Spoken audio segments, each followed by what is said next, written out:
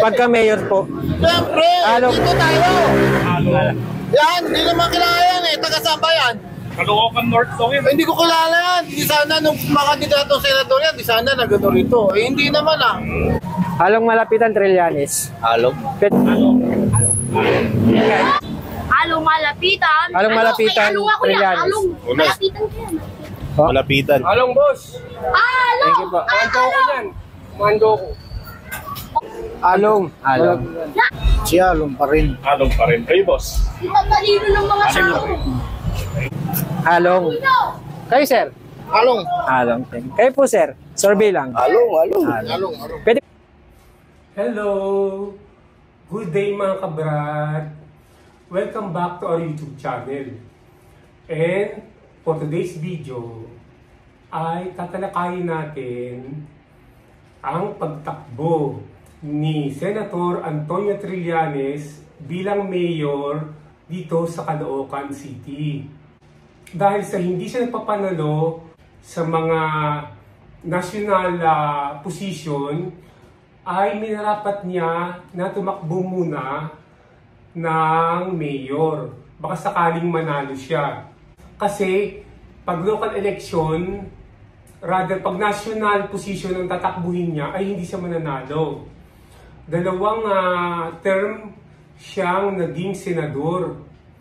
From 2007 hanggang 2016, ay hindi naging maganda ang performance niya. Kasi yung sama-samang ugali na pinakita niya sa mga tao bilang senador pa siya noon. Yung mga tao na nasa posisyon, binabanatan niya. Katulad si then Secretary Angelo Reyes. Sabi nga nila, siya daw ang naging dahilan ng pagsusuicide nito o pagpapakamatay. At nakita niyo rin ba na binastos-bastos niya si Senator Alan Peter Cayetano doon sa isang investigation session ng Senado? At nung binabastos niya ang president ng Senado na si Juan Ponce Enrile, di ba nakakahiya po yun? Di ba pinakita niya ang masamang ugali niya? Nung dalawang term niya sa Senado, nung 2007 hanggang 2016, akala ng mga tao ay maganda ang performance niya. Pero nagkamali sila. Kaya nung 2016, nang tumakbo siya ng Vice President, ay natalo siya. Ang kwento nun ay niyayaya niya si Digong na tumakbo silang dalawa para siya ay maging Vice President, si Digong ang presidente. Pero tinarang down ni Digong ang imbitasyon niya dahil nakita naman ni Digong yung kanyang performance na hindi maganda ang ugali niya. Kasi hatakin niya lang si Digong pababa, baka walang bumoto sa kanya. Kaya ang pinili ni Digong noon ay si Alan Peter Cayetano. Ngayon, tumakbo na lang siya ng pagiging presidente, kasama niya si Grace Poe. Sa picket ni Grace Poe, pero natalo siya. So nanalo nga nun si Digong bilang presidente noong 2016. Pero nagtanim siya ng galit. Kasi nga, si Trillanes ay hard loser. No? Nung panahon na presidente si Duterte, ay binabanatan niya ito ng binabanatan. Tinatapunan niya ng mga masasamang kung ano-anong reputasyon ang binato niya kay Digong. Maraming mga black propaganda ang binato niya pero hindi siya nanalo. Mga kabrad, konting backgrounder lang po tungkol kay Trillanes kung ano yung mga nagawa niya nung unang panahon. Noong 2003, siya po ay tiniente pa lang. Naka-enlist siya sa Navy. Sa Navy. Ngayon, dahil sa hindi niya gusto ang pamamahala nun, ng kasalukuyang presidente, ay nagkaroon sila ng mutiny. No? Inoccupied nila ang Oakwood, Manila Peninsula. Doon ay nagkampo sila ron. At at ipinahayag nila ang kanilang karaingan. Pero sa kasamaang palad ay sumuko rin sila. Hindi pala sila lalaban, no? Dinala ng gobyerno ang maraming mga sandatahan nito dun. Pero hindi pala sila lumaban. Parang nagpakita lang sila ng puwersa. So, ikinulong siya noong 2003. Nakakulong siya from 2003 hanggang 2010. Nung nagkaroon ng eleksyon para senador noong 2007, ay tumakbo siya habang nakakulong siya. Dahil nga siya ay matunog o prominente sa mga mamamayang Pilipino, kahit nakakulong siya, ay binoto siya bilang senador. So, nandun siya sa loob. Siya ay isang senador. Noong 2010, ay nag-request siya sa korte na i-temporary release muna siya para magampanan niya ang pagiging senador na kinatigan ng korte at siya ay temporary release noong 2010. Nung panahon na yon, noong 2010, ay nag-grant naman siya ng amnesty, total amnesty, ni then President Benigno Noynoy Aquino III. So from there on ay nag-serve na siya ng senator hanggang 2016. Nung habang senador siya, naisip niya na tumakbong vice president. Kinausap niya nun si Digong, si Duterte, para maging running mate, no? Tatakbo si Duterte ng presidente, siya vice president. So niligawan niya, kaya lang tinurn down siya. Hindi pumayag si presidente, si Digong, dahil nga basang-basa ang pangalan niya. Nakita ng mga tao ang masamang ugali niya. Ang pinili na lang ni Presidente Digong ay si Alan Peter Cayetano na sa kasamaang palad ay hindi rin nanalo. Akala ni Senator Trillanes ay gustong-gusto pa rin ng mga tao ang papel niya na yung palaban na pumapalag lagi. So ipinakita niya ito sa Senado. Nung panahon na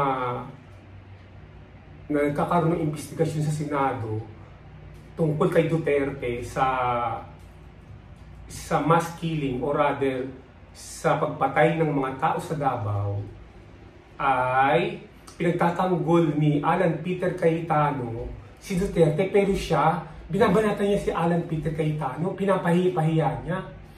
At nung panahon na giniling nila si Secretary Angelo Reyes, ay talagang pinahiya niya to.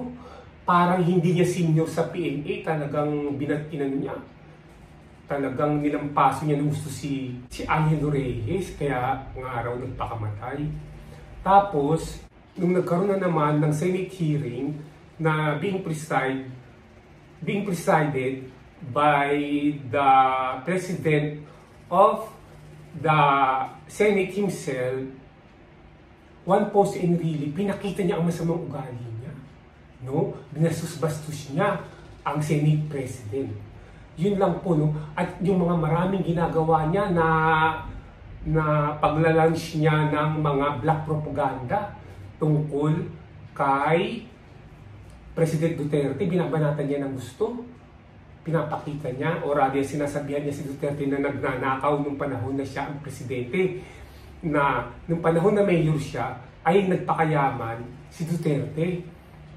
So hindi nagustuhan ng mga tao ang mga gawi na to ni Antonio Trillanes. Kung kaya nung 2016 ay hindi na nila to ibinoto. Pero nung 2019 hindi tumakbo ng kahit anong posisyon si Trillanes, kasi knowing na very unpopular siya sa mga tao kasi hindi rin siya mananalo. So nagpahinga muna siya ron.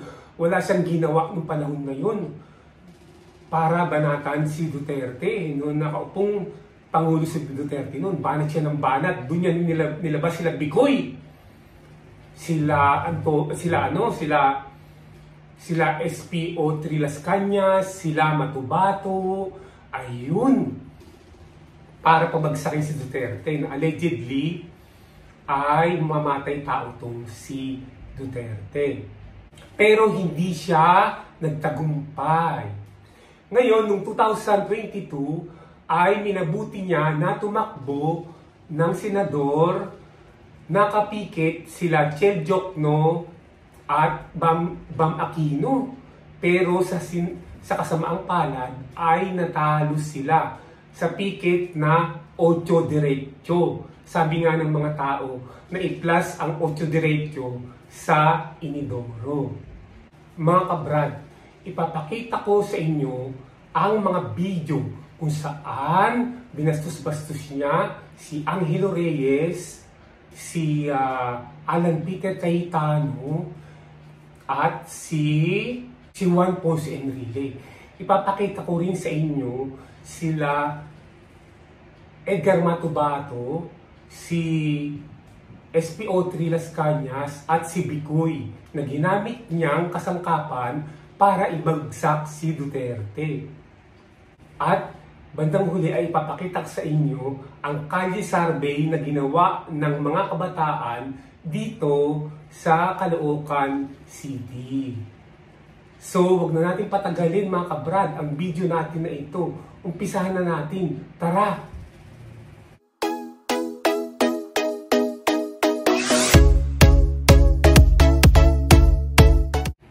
Ito mga kabrad, ipapakita ko sa inyo kung paano niya binastos-bastos ang malayong senior officer niya. Napakalayo, ano? Matagal na pong graduate itong si Angelo Reyes ng PMA. Siya ay bago-bago lang. So dapat igalang niya ng gusto to. Tingnan po natin mga kabrad kung paano niya binastos ang kanyang kapwa PMA sa Senado nung may hearing sa kaso ni General Garcia. Panoorin po natin. Dahil dito, nagkasagutan sina Trillanes at Reyes. Senator Trillanes. No, I'm just trying to protect my reputation here. You don't have any reputation to protect. Senator Trillanes. No, I'm just trying to protect my reputation here. You don't have any reputation to protect. Trying to protect my reputation here. You don't have any reputation to protect. Oh, ayan mga kabrad, nakita nyo, pinahiya niya ang senior niya na malayong-malayo talaga. Malayong senior niya yan sa PMA. Alam niyo ba, meron silang protocol na igagalang nila whatsoever ang mga senior sa kanila. Pareho sila, mag-alma mater sila sa PMA ni Angelo Reyes. Kaya nga sinasabi nga ng maraming tao at ni dating Pangulong Duterte na ito ang naging dahilan kaya nagpakamatay si Angelo Reyes dahil inaba niya ng gusto o inapi niya minsan sa Senate hearing. Mga kabrad, ito naman pong susunod na video na ito ay kung saan dinuro-duro ni Antonio Trillanes si Senador Alan Peter Cayetano during Senate hearing presided by Senator Laila de Lima. No? Ito yung nagmarka sa isip ng mga masa, sa isip ng mga tao na napakasamang ugali ni Trillanes. Talagang ano siya, yung parang palaaway siya, parang macho effect, parang basagulero, ayun. Kaya nga po, ito yung dahilan, ano? Kaya hindi na po siya nagpapanalo. Ayan po, tungayan po natin mga kabrad. The one we have now in proceedings like this. Now he is being... Madam Chair, kung sino yung mga tumulong sa kanya. Yes, Madam Chair, Let me finish, that. please. Madam I'm the chair here. Just a point of order. I'm the chair here. Just on a different matter, Madam Chair. I'm the Madam chair here. Madam Chair, very respectfully, it's on a different matter, Madam Chair. Go ahead, go ahead. Madam Chair, it's on a different matter. Madam Chair, may I just sit here and listen to you without being intimidated? Because my seatmate here is intimidating me. You can transfer. No, Madam Chair, I am trying to ask questions. He told me here, hindi kita papopormahin. And then he tells me here, nabuboba pangarap mo, you are depending evil, etc. So, Madam Chair, I'm trying to get to the bottom of this. At kung totoo sinasabi, tatabihan niyo ako na itra-trash talk ako. Siguro naman bilang isang senador, I never did that to any of my colleagues. And I consider him a friend. So it's just a point of order, Madam Chair.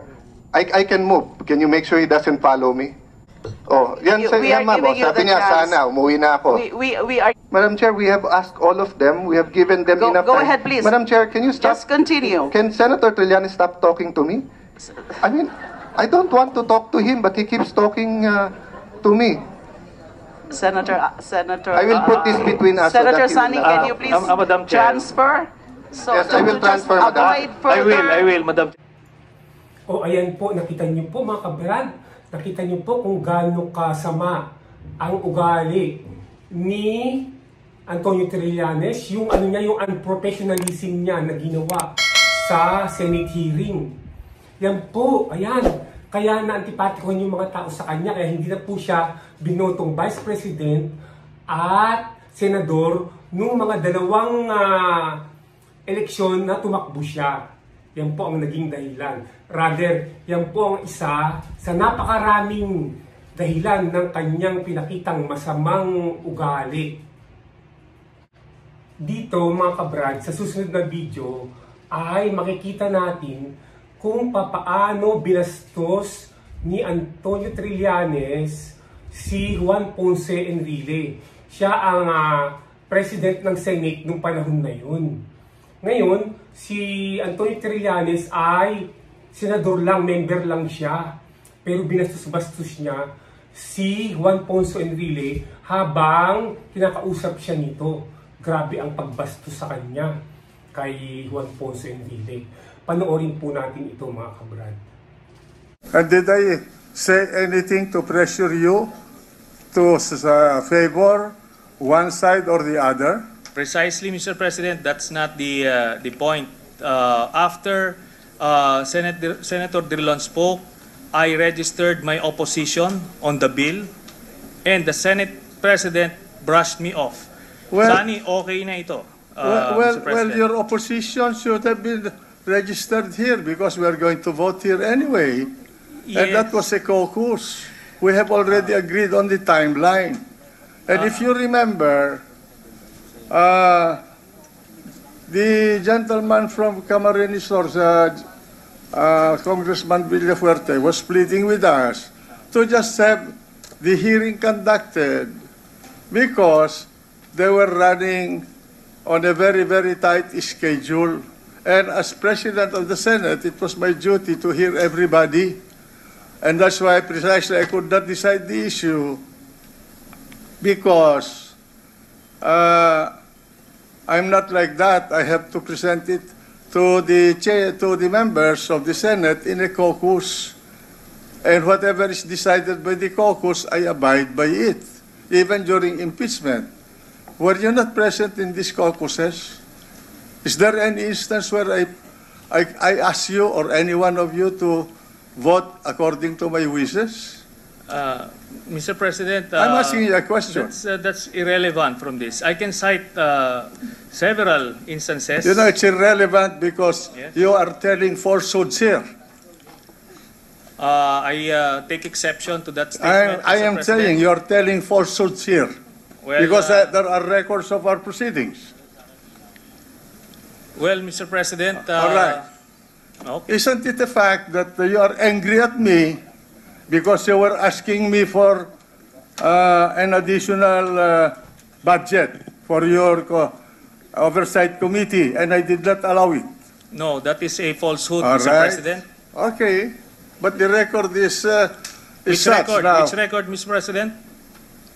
Which record, Mr. President? Can, if you want, if you are actually daring this representation, Mr. President, for us to take out the list that detailed the actual budget for all the oversight, we can go there, but I'm not inclined to, Mr. President. You know, Mr. Senator, I was the one who took you out of the rut when you were imprisoned in Camp Crame. I never did this before. I went out of my way to talk to people so that you can get back here in the Senate, and I guaranteed your presence here. But I'm not saying this because Precisely I want you're you saying to it, Mr. owe President. any favor to me. I'm just putting that on record to show the character of each one of us here. Okay, second, I'm sure that you resented my statement when we were in the cabinet, when you were presenting your supposed position as against the position of the Department of Foreign Affairs, when President Aquino invited me to attend a cabinet meeting on the Scarborough problem, and I told you, who authorized you to make a backroom negotiation with the Chinese for the Scarborough? Yes, and the And you were president. telling me about treason, remember? Yes, and That the president Secretary of just a minute. answered you directly that he authorized me. He told it in your face, Mr. President. He told it in your face, Mr. President. He told it in your face, Mr. President. Oh, nakita niyo yun at narinig mga kabrad? Sabi niya, oh, he said it into your face. Grabe. Sa mukha raw niya, sinabi raw ni Presidente yun, ni Presidente Aquino. No, paulit-ulit kong pinilay para marinig ninyo at mapanood nyo. Ha? No, parang sinampal si Senator Enrile nung panahon na yun. Grabe.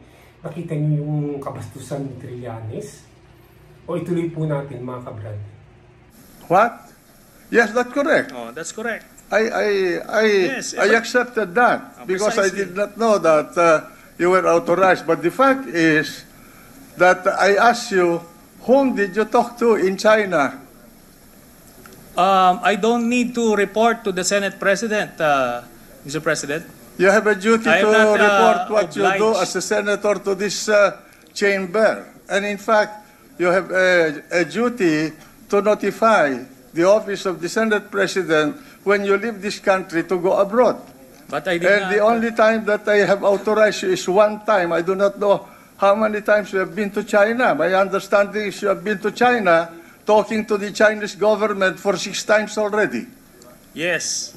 And I And that did you not- have met them 15 or 16 times. For Yes. what reason, we do not know. Are you becoming a fifth columnist of the Chinese in this country? The Senate President is not privy to the backroom channel talks, and I'm not obliged in any way to I think you divulge. have a duty to inform No, the people. I'm not. I have already informed the people, but not the Senate President. I'm not obliged to report to the Senate President. O narinig niyo yun mga kabrad? Wala raw siyang obligasyon na sabihin o magpaalam sa Senate President kung pupunta siya sa China. Grabe. Eh, yun ang Senate President eh. Siya member lang eh. Hindi po ba dapat magpapaalam siya? Parang sinasabi niya, walang jurisdiction sa kanya si Juan Ponce Enrile. Kasi kaya niya sinabi to kasi hawak siya ng presidente ng Pilipinas. Para siyang nakatungtong sa kalabaw. Di ba mga kabrad, dapat kahit na hawak ka pa ng presidente, dapat mayroong kang respeto sa head mo bilang senator. At yun ay si Juan Ponce Enrile na presidente ng Senado. And all this line of questioning is irrelevant again. And should this line of questioning continue, I will have to say that I will refuse to yield anymore the floor. No, I'm asking you a question. You went to China, you asked the ambassador of the Philippines there, Madam Brady, for a meeting, and you said, do not take notes during our conversation. And you called the Secretary of Foreign Affairs a traitor. In fact, you told me that he committed treason. Yes, it was an executive session, and we're not supposed to And I divulge will what's read, happening in you the... want, I will read into the record your conversation with Brady But it's and his supposed to notes to the Department of Foreign It's Affairs. supposed to be a confidential matter. Yes, but there's nothing So, confidential. even in the executive meeting, cabinet meeting, in the cabinet meeting in Malacanang, Mr. President, I will refuse to answer if that's Because you going to be the cannot line. answer the No, questions I'm because going it's to ask going you to about be your improper meeting. in this particular interpellation. Because you cannot answer the questions I'm going to I ask can you. answer, but I won't be baited into that trap. You met, The point you met here Brady. is, Mr. President, this is Mr. how I President, felt. may I request this gentleman Mr. President, to in be that case, admonished. I will refuse to yield the floor anymore Well, for in that case, I any will read it interpellation. read it to the record, the notes that Mrs. Brady or Ambassador Brady wrote about your conversation with her in Beijing on August 12, 2012. You want me to read point this? of order, Mr. President. You want me to read this? A point of order. point of order? The Senate President may reveal sensitive information pertaining to foreign relations and national security, and I believe it is out of order in You this do not teach me what session. the parliamentary proceedings. I'm not answerable to anybody There about is a what point I of say order, in this hall. Mr. President. The Senate President may proceed. All right, and I have here the white paper that you've been writing about the Secretary of Foreign Affairs.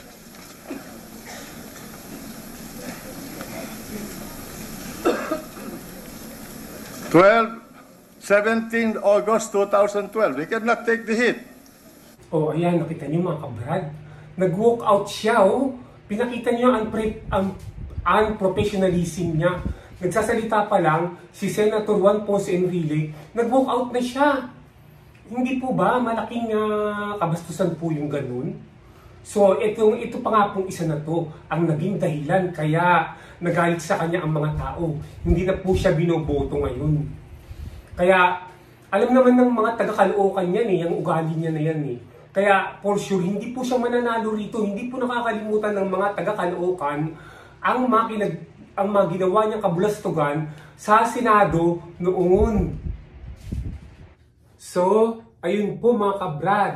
Napanood niyo ba yung mga pambabastos ni Antonio Trillanes kay Angelo Reyes na naging dahilan ng pagpapakamatay nito, kay Senator Alan Peter Cayetano during a Senate hearing, at ang kay Juan Ponce Enrile, pambabastos niya sa Senate President.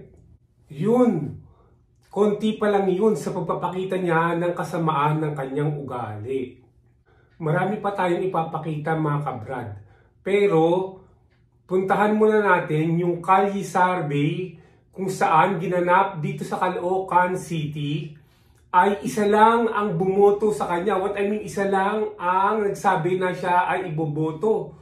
Halos lahat ang sabi ay hindi siya iboboto. So panoorin natin mga kabrad.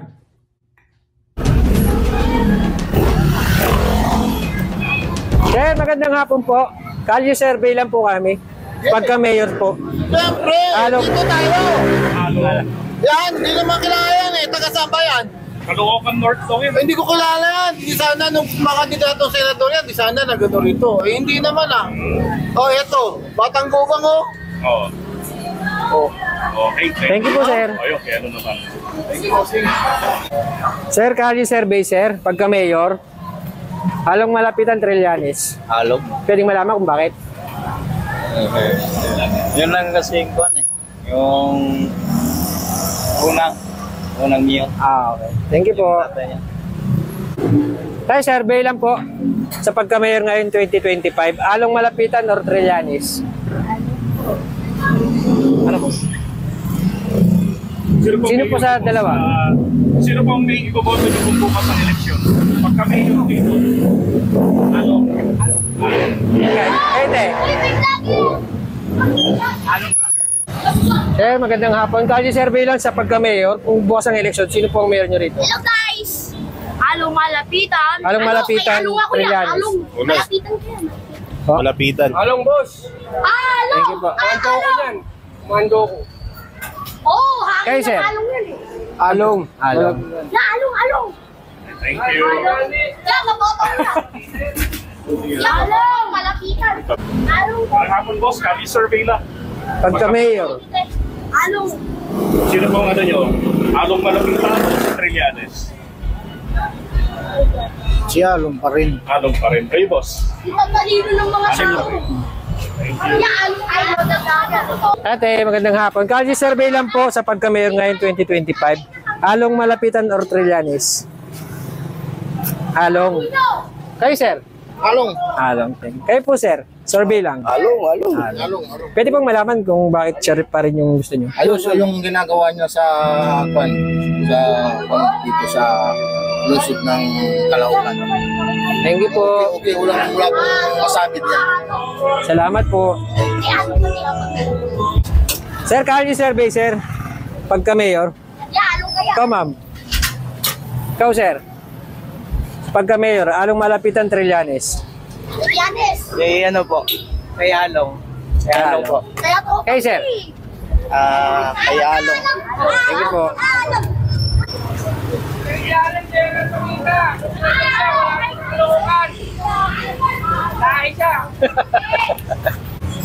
Sir, magandang hapon. Kalye survey lang sa pagka-mayor ngayon 2025. Along Malapitan, Trillanes. Along. Thank you po. Ma'am, kayo po. Pagka-mayor. Ngayon darating na election 2025. Hindi pala. Along po. Along. Kayo po. Along, Malapitan. Kayo, sir. Along. Along. Ma'am, magandang hapon po. Kalye survey lang po. Pagka-mayor ngayon darating na eleksyon.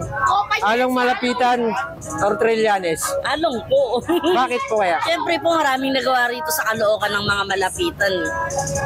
Thank you po. Ayos sila. Sir, kayo po, matanong lang. Kalye survey lang ng pagka-mayor ngayon darating na eleksyon. Ano? Along Malapitan. Ikaw, sir? Malapitan po. Kayo, sir? Malapitan pa rin kami dyan, bossing. Malapitan. Thank you po. Kalye survey lang po, pagka-mayor, Along Malapitan or Trillanes? Sino Trillanes siya? Malapitan. Opo. Malapitan kami. Kayo, sir? Ay, te. Yan. Along Malapitan. Ay, kalye survey po pagka-mayor, Along Malapitan, Trillanes.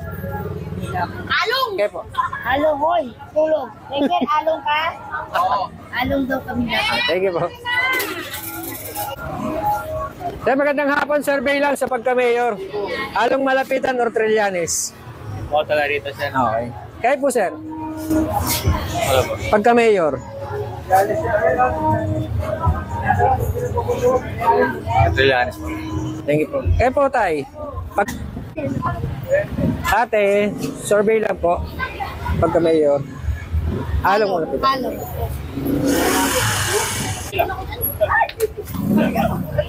Survey lang naman po yan.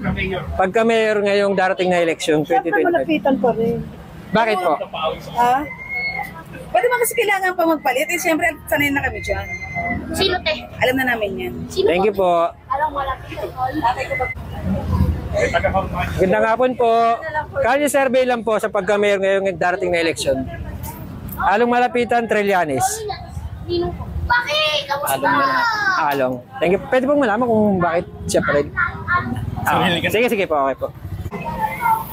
Tay, survey lang po sa pagka-mayor ngayong darating na eleksyon. Along Malapitan or Trillanes? Malapitan pa rin po. Pwede pong malaman kung bakit siya pa rin. Eh, maganda performance ito. Sa Caloocan. Thank you po. Gandang hapon po. Kalye survey lang po sa pagka-mayor ngayong darating na eleksyon. Along Malapitan, Trillanes. Para sa akin, laking gopang ako eh. Siguro malapitan yan. Para sa akin. Thank you po. Survey nyo lang yan. Opo, survey lang po. Sa vlog lang po. Malapitan ako. Yan ang jacket yan. Kaya po. Hindi po malapitan din po. Thank you po. Ma'am, good afternoon po. Survey lang po. Pagka-mayor ngayong darating na eleksyon, Along Malapitan or Trillanes? Wala pa akong napusuan. Kayo po?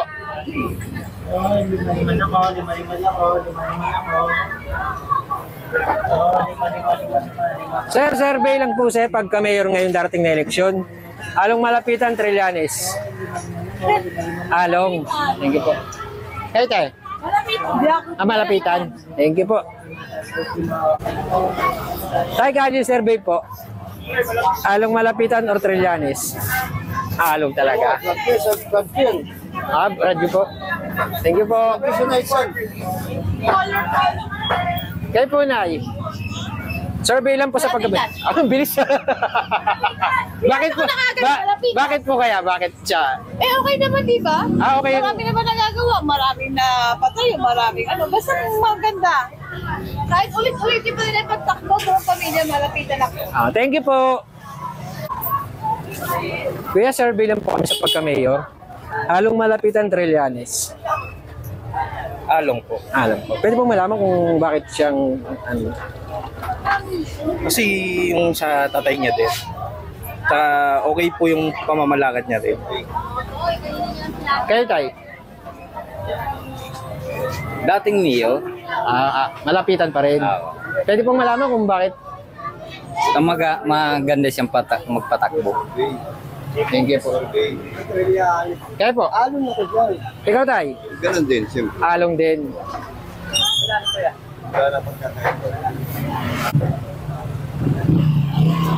Sir, magandang hapon. Kalye survey lang po kami sa pagka-mayor ngayong darating election. Along malapitan or Trillanes? Malapitan.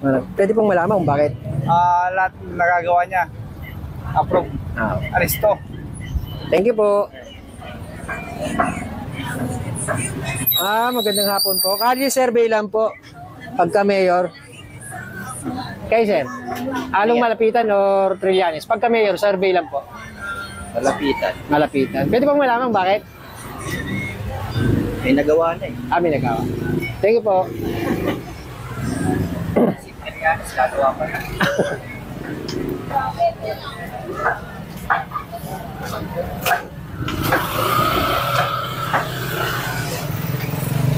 Survey lang po sa pagka-mayor. Along malapitan, Trillanes. Kayo po, Nay. Survey lang po sa pagka-mayor ngayong darating na election. Ayun, dati pa rin. Malapitan pa rin po. Thank you po. Magandang hapon po. Mag-survey lang po kami ngayong darating na election ng pagka-mayor. Along malapitan or Trillanes? Siyempre, along ako. Bakit po kaya? Marami silang nagawa rito sa Caloocan na kinasasaya ng mga taong bayan. Okay. Salamat po. Tay, kayo po. Survey lang ng pagka-mayor ngayong darating na election. Pag pumunta sa akin, bubutuin ko. Pag pumunta sa inyo, sino po? Si Trillanes. Thank you po. Thank you. Dahil survey lang po kami sa pagka-mayor ngayong darating na election. Along malapitan, Trillanes. Along malapitan. Pwede pong malaman kung bakit? Marami na silang nagawa eh. Thank you po. Tayo magandang hapon, Kalye survey lang sa pagka-mayor ngayon darating na eleksyon. No comment. Kaya po na, darating na eleksyon, survey lang sa darating na eleksyon. Sino po sa dalawa? Along malapitan, Trillanes? Malapitan. Malapitan. Thank you po. Ate, magandang hapon. Survey lang po kami sa pagka-mayor ngayon darating na eleksyon. Along malapitan or Trillanes? Siyempre, doon tayo sa sinong nakabis na natin. Po? Doon tayo sa ngayon nakaupo ngayon. Okay. Thank you po. Sir, magandang hapon. Kalye survey po sa pagka-mayor ngayon darating na eleksyon. Along malapitan, Trillanes? Malapitan po. Malapitan. Thank you po. Survey lang po sa pagka-mayor ngayon darating na eleksyon. Along malapitan, Trillanes? Along po. Kayo po? Along. Kayo, sir? Along pa rin. Along. Thank you po. Parang may prayer meeting dito. Parang may prayer meeting. Ito, sige, umpisa natin. Tay, kasi survey lang po sa pagka-mayor ngayon darating na eleksyon ng 2025. Along malapitan, Trillanes. Hindi ko taga-Caloocan. Ay, hindi. Kayo po. Tingnan rito. Kanino ba kayo dyan? Ano bang dinadala nyo? Wala po. Survey lang po. Malapitan ako. Survey lang para sa vlog po yan. Okay, malapitan pa rin. Kayo po, ma'am. Malapitan pa rin. Kayo po. Pag-isipan ko. Hindi malapitan. Thank you. Sir, magandang hapon. Cardi Sebe lang sa pagka-mayor ngayong darating na eleksyon. Along Malapitan or Trillanes? Along na. Along. Pwede malaman kung bakit? Hey, sir. Para tuloy-tuloy kaming nagtitinda dito. So, Malapitan pa rin. O ayan mga kabrad, nakita nyo? Sigurado talaga no, na hindi mananalo si Trillanes dito sa Caloocan.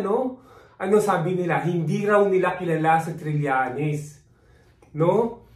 Hindi raw nila nakita ron kahit dito sa may Caloocan si Trillanes kahit kailan. Naging senador siya ng 12 taon pero hindi siya bumisita dito sa Caloocan. Totoo nga na doon siya pinanganak sa North Caloocan. Pero hindi siya umiikot, hindi siya nagbibigay ng tulong. So ano maasahan niya? Talagang hindi nga siya iboboto. So mga kabrad, ito naman na panoorin natin. Yung mga inaway-away ni Trillanes. Maganda to mga kabrad. Tara panoorin natin. Kinailangan ng umawat na mga kasamahan nila sa Senado matapos magkainitan sina Senador Juan Miguel Zubiri at Antonio Trillanes IV sa plenaryo kanina. Ang nagngingit-ngit na si Zubiri, hinila pa palayo kay Trillanes.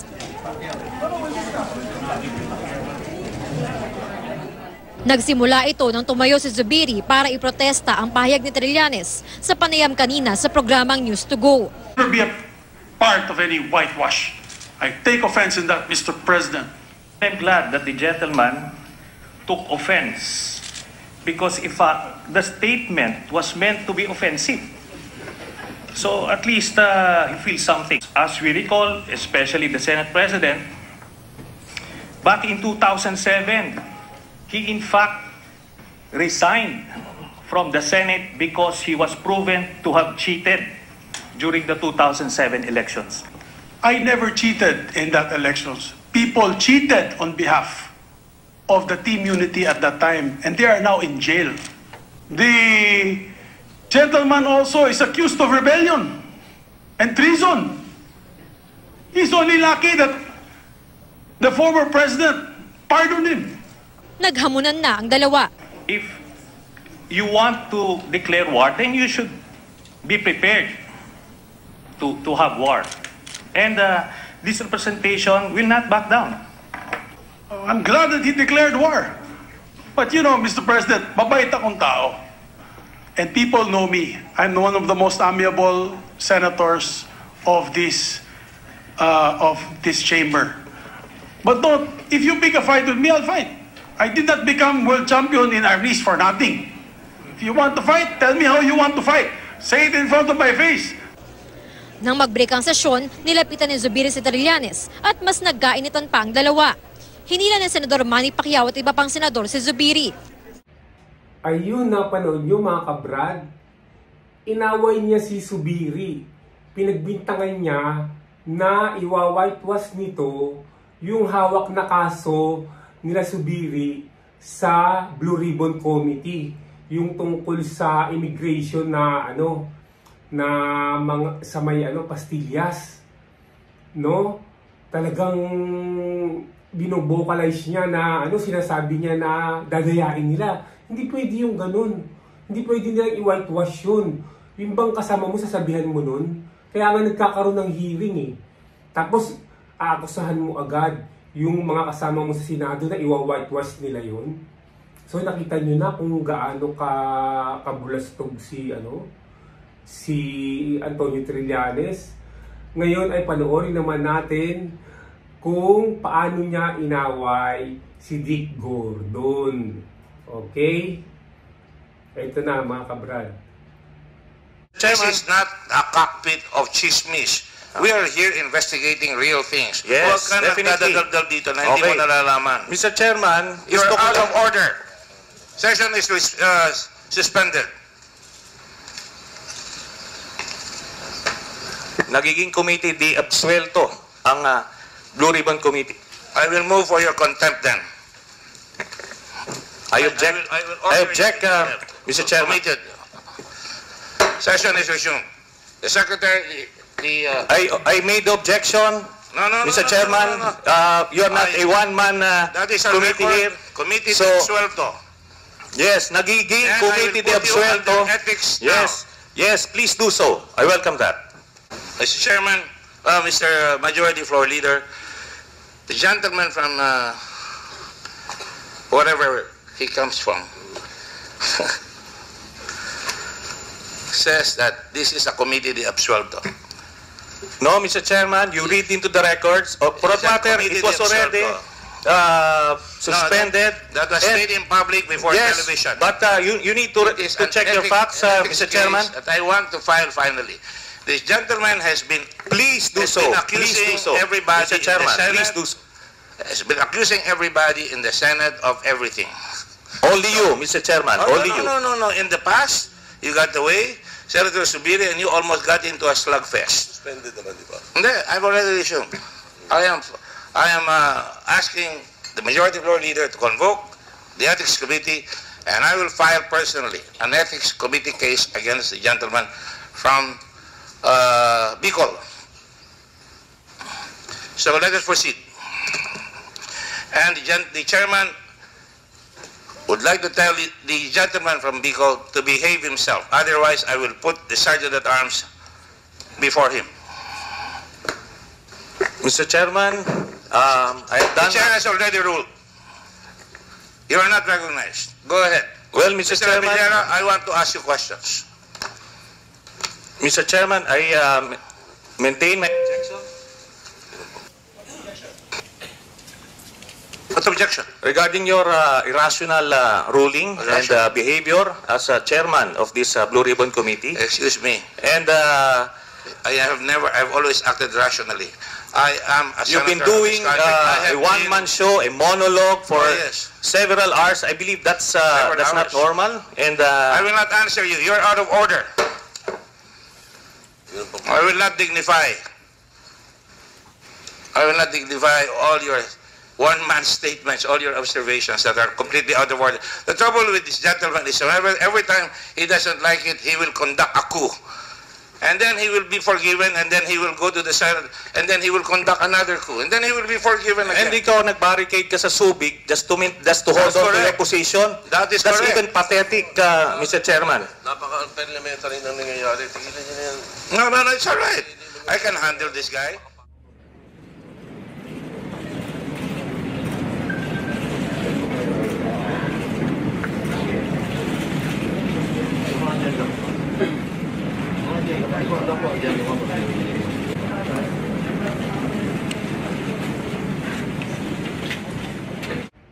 So, hindi lang si Zubiri ang inaway niya, pati si Dick Gordon, inaway niya talaga. Grabe, committee di absuelto raw yung Blue Ribbon Committee na pinamumunuan ni Dick Gordon. Grabe. Bakit mo akusahan yung kasama mo na gagawin yung ganun? Kaya nga nagkakaroon ng hearing, di ba? So mga kabrad, alam na kung ano talaga ang magiging resulta. At hindi nakakalimutan ng mga taga-Caloocan ang bagay na to. Kung paano nagwala si Antonio Trillanes sa 12 taon niyang panunungkulan bilang senador. Kaya nga tumakbo siya ng senador uli itong nung nakaraang eleksyon, hindi na siya nanalo kasi alam ng tao, magkakalat na naman siya sa Senado, mga away na naman siya kung ano naman ang gagawin niya ron. So, ayan na nga mga kabrad. Sana ay nagustuhan nyo ang video natin ngayong araw na ito. Kung gusto nyo ng mga ganitong klase ng video, ay mag-subscribe na kayo at i-hit ang notification bell para lagi kayong ma-update sa mga video na i-upload ko. Mag-like, mag-share, at mag-comment na rin. See you on my next video. Bye!